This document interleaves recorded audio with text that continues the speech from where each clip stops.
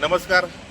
महानगरपालिकांचा निकाल लागल्यानंतर आज राज्यभरामध्ये जिल्हा परिषद आणि पंचायत समिती निवडणुकांची रणधुमाळी सुरू झाली आहे. राज्यामध्ये 12 जिल्हा परिषद आणि 125 पंचायत समितीच्या निवडणुका होऊ घातलेल्या आहेत आणि त्या अनुषंगानं प्रत्येक ठिकाणी आता मोर्चे बांधण्याला वेग आला आहे. आपण सातारा जिल्ह्यातल्या पिंपळे खुर्द सातारा जिल्ह्यातील पिंपळे बुद्रुक या जिल्हा परिषद गटामध्ये आलेलो आहोत आणि या गटामध्ये इथली राजकीय परिस्थिती कशी आहे याच्यावरती या गटातील काही पत्रकार बांधव आहेत त्यांच्याकडून आपण जाणून घेणार आहोत. खरं पाहता पिंपळे बुद्रुक जिल्हा परिषद गट हा राजकीयदृष्ट्या अत्यंत संवेदनशील आहे आणि या गटातील राजकीय स्थिती तर कशा असतील याच्याविषयी इथले पत्रकार बांधव आहेत. त्यांच्याशी आपण या ठिकाणी चहा पे चर्चा अशा स्वरूपामध्ये त्यांच्याकडून ही मतं जाणून घेणार आहोत. आपल्यासोबत खरं तर या ठिकाणी पिंपळे बुद्रुक या जिल्हा परिषद गटातील पत्रकार मंडळी आहेत. गेली 15-20 वर्ष या पत्रकार मंडळींनी इथं राजकारण खूप जवळून पाहिलेलं आहे आणि त्याच्यामुळं या निवडणुकीमध्ये इथली राजकीय परिस्थिती कशी असेल हे याच्यावरून जाणून घेणार आहोत. आणि माझ्यासमवेत आहेत रणजित लेंबे, हे ऐक्यचे पत्रकार आहेत. त्याचबरोबर कमलाकर दादा खराडे हे दैनिक पुढारीचे पत्रकार आहेत आणि याचबरोबर सातारा समाचारचे संपादक संजयजी कदम हे देखील या ठिकाणी उपस्थित आहेत.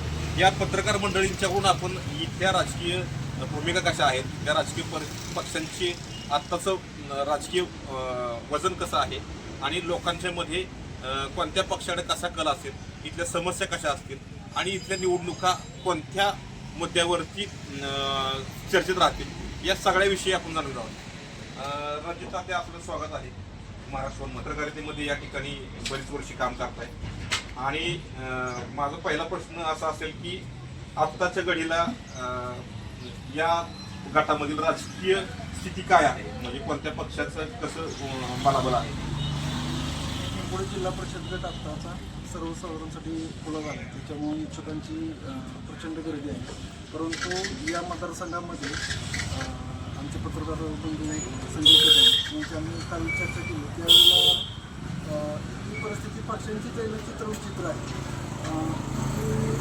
पक्षालाच कुठला उमेदवार इकडं म्हणजे कुठल्या पक्षाला इकडे उमेदवारी असणारे जिल्हा परिषद गटाचे कुणाला असणारे पंचायत समितीची असणारी तीच अवस्था आमच्या कार्यकर्त्यांच्या आणि उमेदवारांच्या अवस्था झाली. त्यामुळे ही अवस्था बघून उमेदवारांच्या डिक्लेरेशन होत नाही आणि वरिष्ठ नेत्यांची त्यांच्यातच वाटाघाटी होत नाही. पण आत्ताचं इथलं जिल्हा परिषद गटाचं जे काही आरक्षण आहे ते कशा प्रकारचं आहे आणि पंचायत समिती त्याचं आरक्षण कसं आहे? सर्वसाधारण वरील जिल्हा परिषदेचं पुरुष यासाठी आहे पुन्हा आणि तो ठिकाण आहे संविधानामध्ये खुला पुरुषच आहे आणि गणामध्ये महिला खुलाच आहे असं बोलायचं स्वरूप आरक्षण. एकूण काय तर पिंपळे या गटामध्ये सर्वाधिक संधी आहे, कारण या गटाचं जिल्हा परिषद आरक्षण हे खुल्या प्रवर्गासाठी राखीव आहे. याच्यामध्ये 2 गण येतात. एक गण आहे सोनके, त्या ठिकाणीही खुला प्रवर्ग आहे आणि पिंपळे गणामध्ये महिला खुली, सर्वसाधारण महिला खुली आहे. त्याच्यामुळे इथल्या राजकीय कार्यकर्त्यांमध्ये मोठ्या प्रमाणावरती ही निवडणूक लढायची आणि जिंकायचा अशा प्रकारचं एक त्यांचं मनोधैर्य आहे. कमलाकर दादा, आपले महाराष्ट्रामध्ये हार्दिक स्वागत आहे. तुम्ही या निवडणुकीत कशा प्रकारे बघता? आणि आमच्या माहितीप्रमाणे पूर्वी पिंपळे गट हा राष्ट्रवादीचा बालेकिल्ला म्हणून ओळखला जायचा, परंतु आता राष्ट्रवादीचं 2 तुकडे झालेले आहेत आणि अशा परिस्थितीमध्ये राष्ट्रवादीचं प्राबल्य आता या गटामध्ये किती राहिलेलं आहे आणि महायुतीला या ठिकाणून शक्यता कशा आहेत, कारण इथले विद्यमान आमदार आता महायुतीचे आहेत. तर त्या दोन्ही गटाने तुम्ही कशा प्रकारे बघता?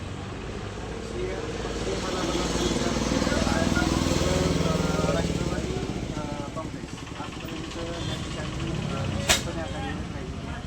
सर्वसामान्य माणूस सुद्धा मध्ये राहिलेला बघायला मिळाला.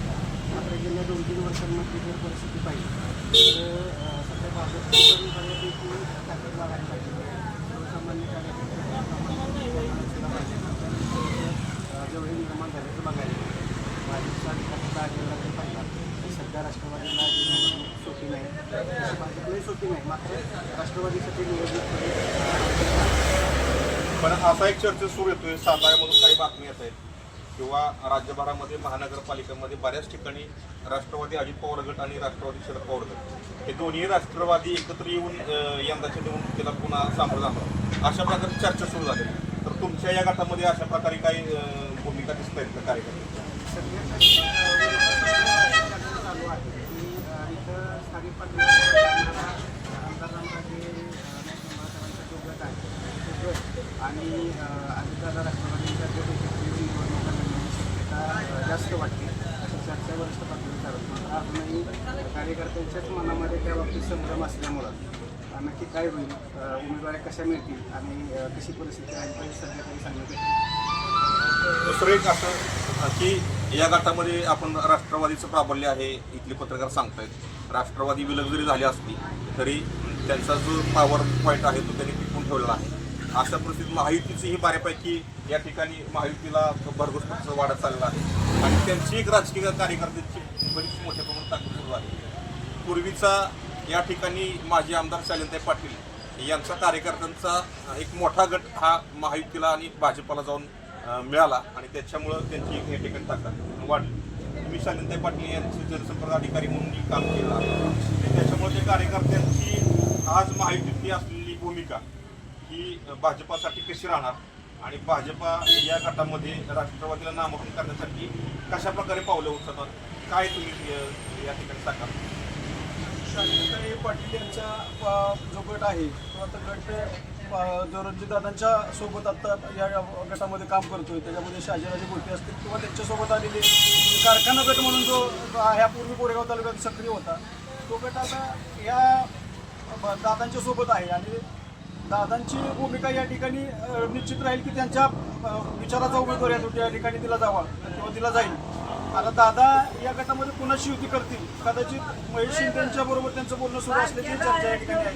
मग महेश शिंदे आणि रणजितदादा निंबाळकर अशा पद्धतीची युती या ठिकाणी होऊ शकते. मात्र त्यांचे जे राजकीय विरोधक आहेत पलटणमधले रामराजे नाईक निंबाळकर आहेत जे टेक्निकली राष्ट्रवादी पक्षातच आहेत पण त्यांच्यासोबत असणारे दीपक चव्हाण आमदार माजी आमदार होते, त्याच्यानंतर संजय बाबा राजे होते जिल्हा परिषदेचे माझे अध्यक्ष आहेत. यांनी मात्र या नगरपालिकेमध्ये आता नुकतंच झालेल्या त्यामध्ये त्यांनी आता शिवसेना एकनाथ शिंदे गटाचा पक्ष धनुष्यबाण हातात घेतला आहे.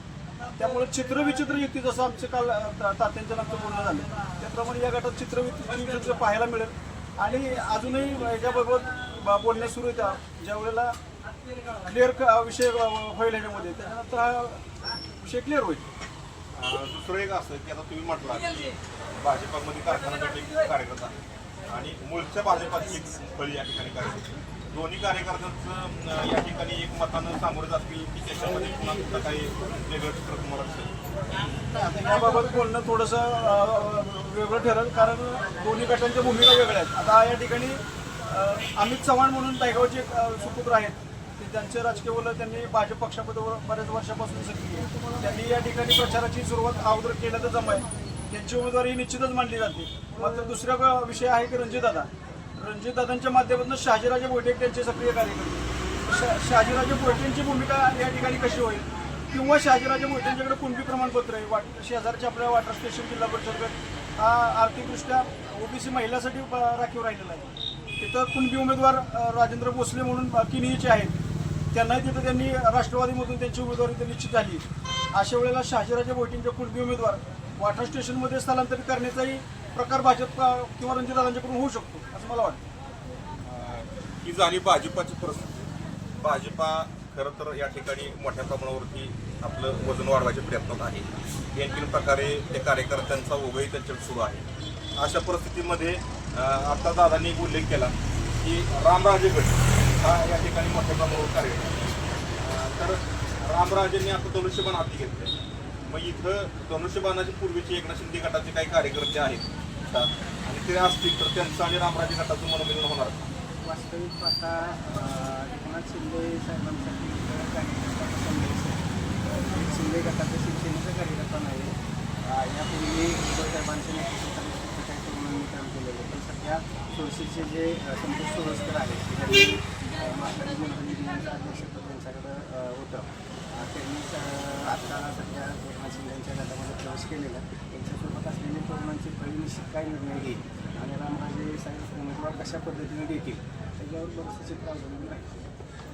एकूणच काय तर शिंदे गट यालाही थोडासा या ठिकाणी प्रतिसाद आहे, परंतु ताकद वाढवण्यासाठी रामराजे गटाकडे जरी धनुष्यमान आला असलं तरी त्यांची जी भूमिका आहे ती या गटामध्ये खूप महत्त्वाची राहणार आहे. त्यांची आघाडी युत्या कुठं होत आहेत हे या ठिकाणी महत्त्वाचं. मी रणजित लेबे यांना मला असं विचारेन की इथल्या गटातल्या निवडणुका ह्या राष्ट्रीय पक्षाच्या ह्याच्यावरती होतील की गटावरती होतील? दोन्ही पक्षावर दोन्ही गट ॲक्च्युली पक्षाचेच आहेत.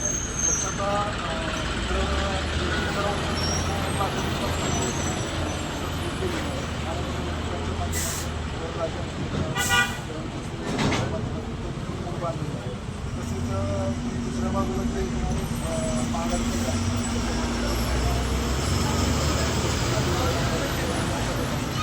किंवा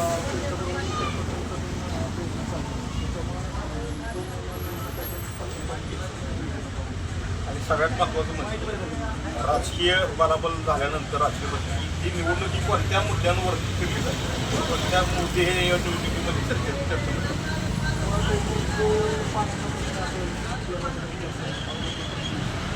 आपल्याकडे चर्चेला जातो. वास्तविक तो प्रश्न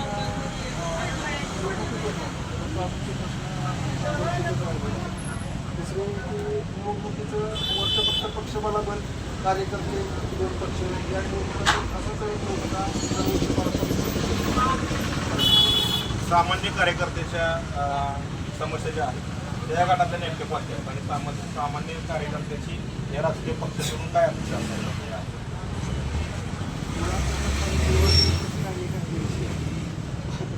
कार्यकर्त्यांना किती विचारात घेतलं जातं सामान्य हा खरा प्रश्न. त्यामुळे त्याच्या भूमिकेला फार काही वावर येण्याचं वाटतं. त्याची परिस्थिती एकंदरीत पाहणारा उमेदवार हे त्यासाठी आर्थिक सुद्धा बाजू कशी आहे उमेदवाराची ते बघितलं जाईल.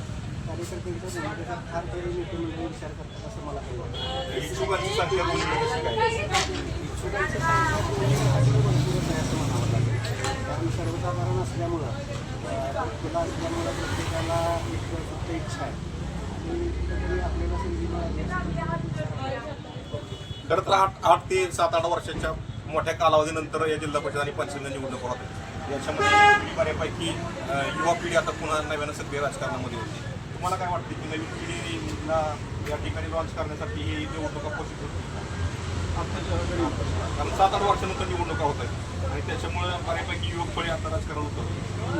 त्यांना लॉन्चिंग पॅड हे या निमित्तानं भेटते का? निश्चित मिळणार त्याचा. कारण आता काय होतं स्थानिक प्रश्नांच्या बाबत इथलं प्रश्न वेगळे आहेत. आता तुम्ही जर विचार केला तर युवकांच्या बाबत वाढती बेरोजगारी या ठिकाणी यापूर्वी कॉरिडॉर आणण्याचा प्रयत्न झाला, त्याला विरोध करण्यात आला. आणण्याचा जयकुमार गोरेंनी त्यावेळेला ते कॉरिडॉर त्या मानखटावमध्ये नेण्याचा प्रयत्न केला. रामराजेंना वाटायचं की हे कॉरिडॉर इथं व्हावं, पण इथं स्थानिकांनी विरोध केला गेला. त्यामुळे वाढती बेरोजगारी ही प्रमुख समस्या आहे आणि युवकांना निश्चितपणे या समस्येतून बाहेर पडायचं असेल तर त्यांनी त्यांची दिशा ठरवण्याची योग्य संधी त्यांना आता मिळणार आहे आणि युवकांची दिशा निश्चितच या भागामध्ये चांगली राहील. युवकांचे प्रश्न सोडवण्यासाठी युवक राजकीय प्रतिनिधी मैदानात उतरत ते त्यांच्या प्रश्न बऱ्यापैकी जाणून आणि युवकांना उमेदवारी मिळणं जास्त म्हणजे इथल्या पत्रकारांशी आपण बोललो, इथल्या राजकीय परिस्थिती चर्चा केली. त्यातून एक लक्षात येतंय की या गटामध्ये खरी लढत ही महाविकास आघाडी आणि महायुती या दोन्हीमध्येच होणार आहे. दोन्हीकडेही इच्छुक उमेदवारांची संख्या लक्षणीय आहे आणि त्याच्यामध्ये सगळ्यात महत्त्वाचा मुद्दा म्हणजे गेल्या 8 ते 10 वर्षामध्ये नव्यानं तयार झालेले राजकीय कार्यकर्ते जे आता पुढं नेतृत्वाच्या लढाईमध्ये मैदानामध्ये उतरण्याच्या तयारीत आहेत आणि त्यांच्या माध्यमातूनच इथला जो स्थानिक प्रश्न आहेत त्यांना सोडवण्याचा प्रयत्न होणार आहे आणि त्याच्यामुळं इथल्या युवकांच्या प्रश्नासाठी युवक कार्यकर्ते मैदानात येणं हे इथल्या निवडणुकीचं वैशिष्ट्य आहे. येणाऱ्या आगामी काळामध्ये उमेदवार कोण असेल, राजकीय स्थिती कशी असेल, कोणाची कोणासोबत युती होईल हे स्पष्टच होईल आणि त्याच्यामुळं आपण याच्यावरती लक्ष ठेवून राहणार आहोत. तोपर्यंत तुम्ही नक्की आम्हाला फॉलो करत राहा, भेट देत राहू. पुन्हा भेटूया एका नव्या विषयासह. तोपर्यंत धन्यवाद.